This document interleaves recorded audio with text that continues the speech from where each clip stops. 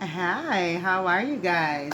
Well, what I'm going to do here and now is a core 7. If you remember right, I did a core 4 when I first started recording on YouTube.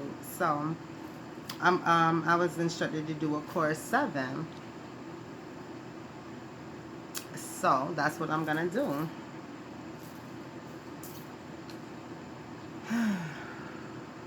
So currently, it's a disconnect. It's a serious disconnect because people are caught on this matrix stuff. I'm not into the matrix, so I really don't know what that means. So for whatever the matrix means to y'all, you are caught up in it. And you're at the 3. Right, you're caught up in it, and you're at the 3. Alright. Remember when I said you're taking in things, if you watch the oration from this morning, you're taking things in. This matrix has overtaken you. Right. This matrix has overtaken you. And it's gone full circle. It's brought you right back to a beginning. People have been brought back to the beginning who are into this matrix stuff. And you are bound to whatever oaths you took concerning this matrix stuff. That's why you're going through so many trials and tribulations. Because of the oaths you took. Say I was eating, testing my rice. I made some rice too. And that broccoli, oh my gosh. I haven't tasted the fish yet. But I'm going to take the broccoli, sit it over the rice, and then sit the fish. Right. You know how they doing the restaurant, right? But anyways. So, that's why you're going through these trials and tribulations, because you are bound to the oaths that you took. And you are also bound to the people that you took these oaths with. And that's that Ace of Cups. That's a watered down, boiling out of control situation. It was watery. It was stagnant. It was stale. And it's watered down. And now it's boiling over. It's like hot swamp water. That's the situation. It's like hot swamp water spraying back at you. That's what your trials, tribulations, and situation that you keep delving in is making you feel like. This is your disconnect. This is why you're so disconnected from the real world, because you're stuck in this matrix world, if I didn't say that in the beginning. This is core 7. You're having a disappointment, period, right now. You're going through a lot of disappointment. That's your major emotion right now, disappointment. That's your top #1 emotion. You had to put all your other hate and stuff to the side because you realized you, #1, disappointed yourself. No, #1, you're disappointed because you didn't succeed in your frolicking, your folly. And now you're disappointed with yourself because you put so much into it of your own resources. And now you have nothing to show for it. Because nothing went the way you thought it would go. You missed out on anything good. It passed over you totally. And that's why you're feeling such an imbalance within yourself. And seeing such an imbalance around you. Everything is unbalanced around you.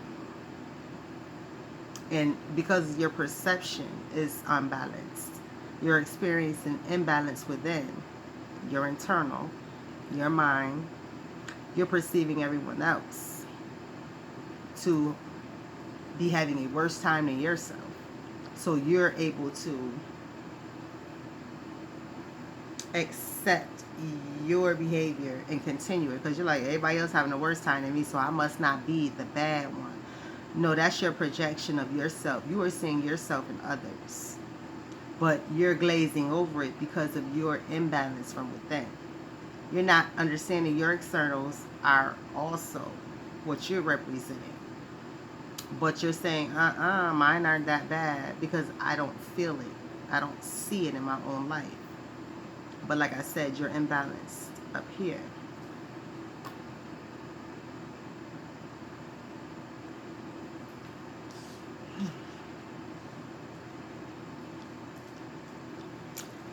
What is connected is your connection with self. Now you are connected. I'm going to put the disconnections to the side because you are connected with yourself, but you have created two selves within yourself. You have and you're fighting yourself. You're fighting yourself very hard. King of Swords. You're fighting yourself very hard. Mentally, it's like two people within you, mentally, and they're going at it. And physically, you're feeling the pull, right? So your mental is pushing. That's the head pressure. Because the two sides are fighting with each other to take over each other. That's your pressure. Your push. But your body is trying to get away from itself. Each person that's within, each side you created is trying to get away from itself though. So what is happening is that's the pull. So you're feeling pressed here and pulled here. And what is that creating? A triangle, right? Or a TP. But there always is something at the bottom. So it will always be a triangle. It'll always be a triangle because there's something at the bottom to keep it stabilized, aka yourself, right? You are the person laying on the ground like a horizon, right? Watching a horizon, right? You're laying on the ground. You are the stability, the stable part of your triangle. You're the reason you had the head pressure and the body pull because you chose whatever particular lifestyle you chose. You are the reason for this polarity. The push and the pull to create this triangle. And for most of you, it's a pyramid because you talk about Egyptian stuff, Yoruba stuff. But most of you are stuck on Egyptian stuff. So you create these pyramids, right? The pressure, the push, the pull. The pull is the anxiety, the anger, the disgust. The pressure is telling you, tune it out, don't pay no attention. So your mind is getting smaller and smaller, not literally, but your thought process. So you're boxing yourself in on the inside. So that's where that little box comes from, right? But it's not an eye. But if you want to say it's an eye looking back at itself. Your eye is looking back at you, and you want to call it a third eye. That's you looking back at yourself. Your third eye that you say is your gift, that you try to open, that you say you were born with, your third eye is you looking back at yourself. So whatever information you're putting out based on your third eye, whatever readings you have done based on your third eye, you have given people information about you. When you say my third eye said this, my third eye open, and then you be giving messages and you be doing readings and stuff, you have told people all about your business, right? Because your third eye is you looking back at yourself, right? So that's your pyramid. You are the bottom, the stability, the cause of your push, your pressure, and your pull, your anxiety. You're opening up yourself to any and everything to come in. You've been ripped open. Right. Think of a woman laying on the table giving birth. Her feet used to be in the stirrups, and I'm talking about back in the day. Her feet used to be in the stirrups, and her legs would be open. Push, pull. Right, push, pull. Right, her legs are pulled apart for her to push. Ooh, yes. And she's supposed to push something forth, birth something, right? But you aren't birthing anything, you're pulling things in. So your pressure and your pull to change isn't creating anything worth anything. of substance. It's not creating anything of substance. It's pulling in the substances around it. And that's why you're ending up with nothing. Because when you take in gluttony, you can't fill it with nothing else. So all you've done is filled yourself with stuff that has no meaning. So when something that has meaning comes along, you brush it off, you make fun of it, because you have no room for it. You have no way to receive it. You might think it's cool and see that it gets money or it makes people come around and respect you, but there is no root. There's nothing to grow, to bust forth and be worth anything, to be of substance. Your push and pull is to suck in, because that's what you want. You're gluttonous. That was your whole point for doing your spells and things like that, because you wanted to take in other energies. So this matrix has you guys taking in other energies like you wanted to. And with that comes the anxiety, the darkness, the death, all of that beautiful stuff, right? So you end up, the number one, by your damn, by yourself. This matrix thing is so dangerous, you end up hanging yourself, right? A lot of people take themselves out messing around with this matrix stuff, busting stuff open that was never meant to be opened. 11, right? We're talking that portal stuff. 11 is a portal, so that's what you guys say. I don't know nothing about that. But then again, like I just told you guys, what are you doing? You're opening yourself up for stuff. What did you say? 11 is a portal. Y'all love that 1111. You say that's your twin. Well, you're opening yourself up for a demonic person to come into your life, right? And you are a demonic person going into someone else's life. That's what the 1111 is. Y'all both are demonic, going into each other's lives, tearing each other's souls up, right? The polarity, right? You two are not the polar opposites. You two are the same. And that's why it hurts to deal with each other, because you're looking right back at yourself. Your third eye is looking at yourself, right? That divine masculine is yourself.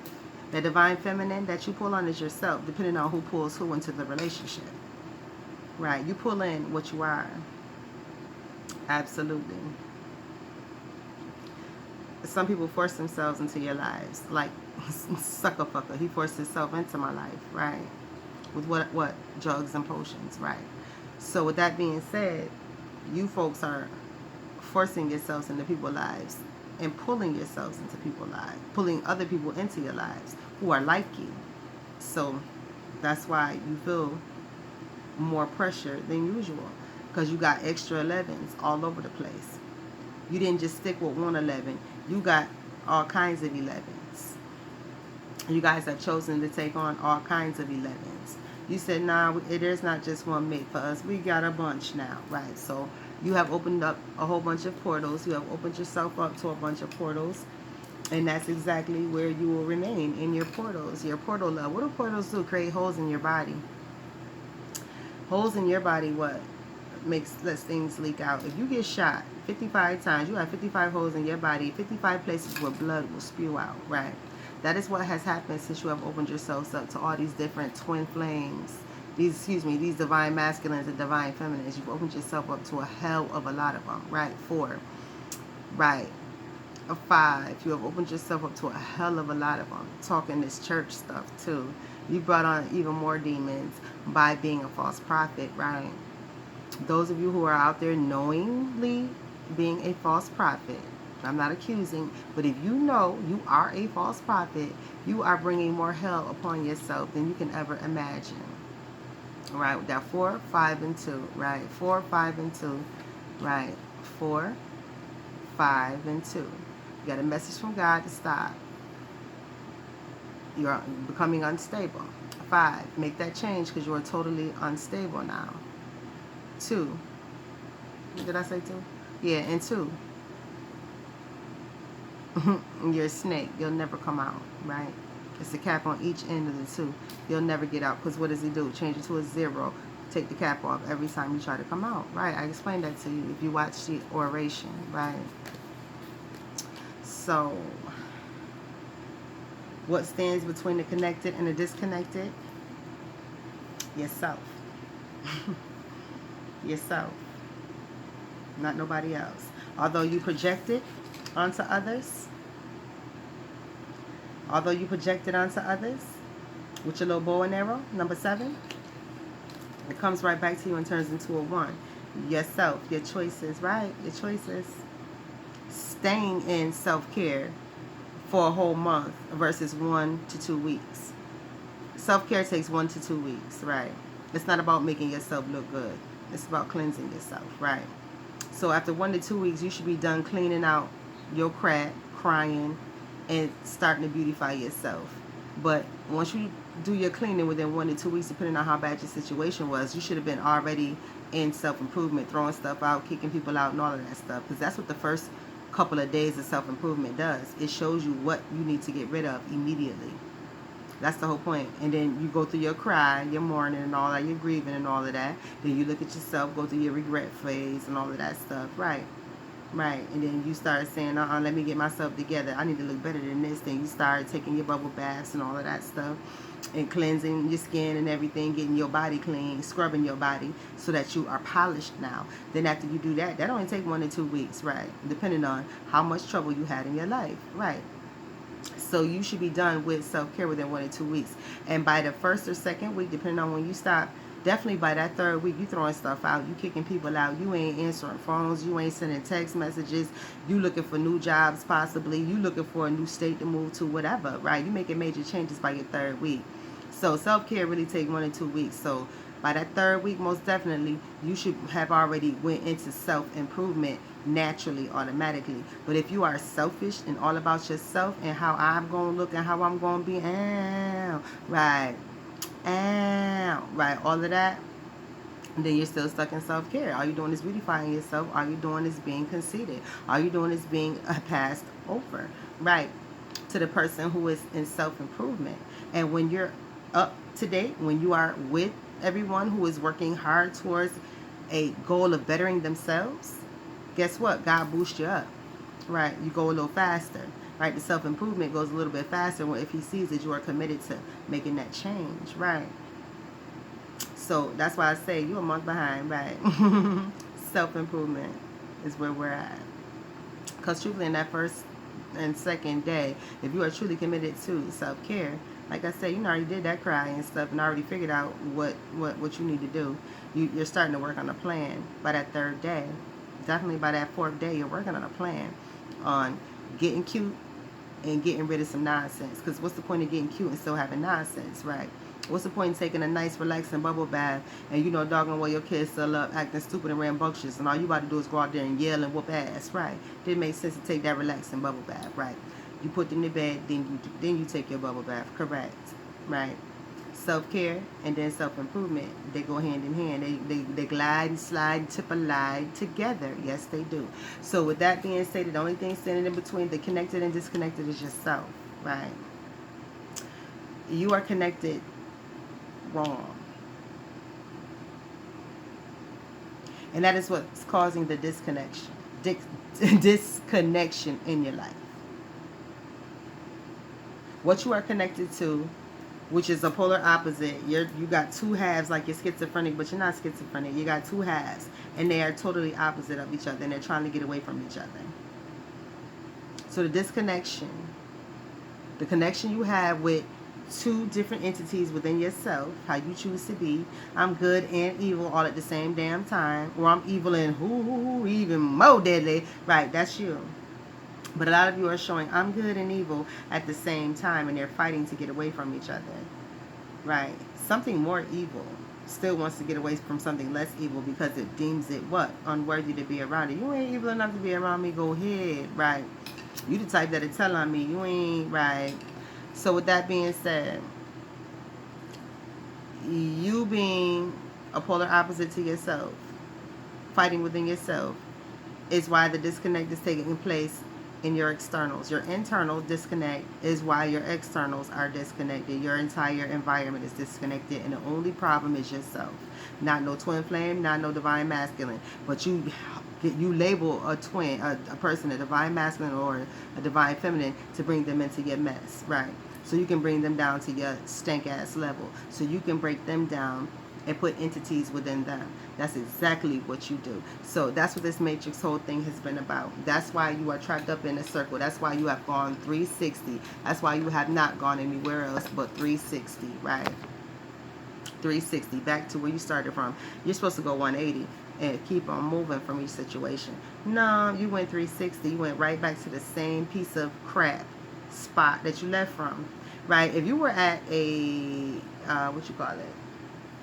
You went to, what's some little blue things? Some little outhouse blue things, right? The little porta potty. You went to a porta potty, right? That was your first start. As soon as you went to a porta potty, just say you just walked out your house as porta potty, right? You walked around, right? What do? You going back to the porta potty. You went 360, right?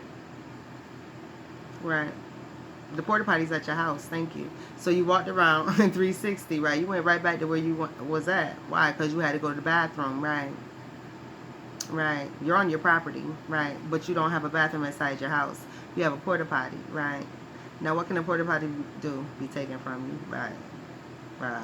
So you'll be taken out right with that porta potty if you sitting in it when them people want to come and snatch it when you're not paying no attention because you're not paying for it, right? Right. Right. Pay attention to what I said. All you did was go. Why do you have a porta potty at your house? Because you're too lazy to get a real bathroom, right? You can't afford this place where you're at. It's a non-functional place if it has no water system, right? So everything about you is non-functional, will be hell-raising if you don't have a functional water system in a place where you're supposed to be comfortable at. So you tell people you're comfortable with dysfunction, and then you want to lure other people into that dysfunction by calling them your mate, right? Right. You know where you came from is dysfunctional, and then you go around on your property finding people who are close to your property, telling them all the goodness of yourself and what was told to you and how y'all should be together. Oh, you ain't got nowhere to live? I got you. Come stay with me. Knowing you don't have a functional water system whatsoever, right? Now this person is forced to live like you. They are forced to live like you, right? And you're not letting them go either, right? You're holding on to them. Because this person was homeless, so they're like, well, I've been through worse, right?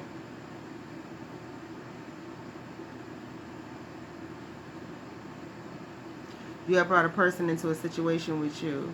They had a better situation being homeless, to be honest with you. Because when you, right, what did I say? The porta potty is going to be taken from you, right? You're not responsible, right? So now what's this person going to be doing? Crapping outside like they was doing before. I mean, technically they still was crapping outside, right?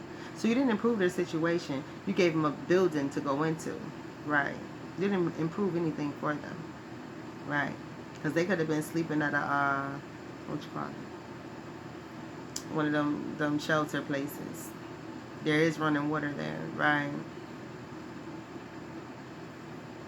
So with that being stated, go figure out my little end scenario, right? Because it makes a hell of a lot of sense to the Matrix people, trust me. If it didn't make sense to some of you, have a great one. This will probably take forever, ever.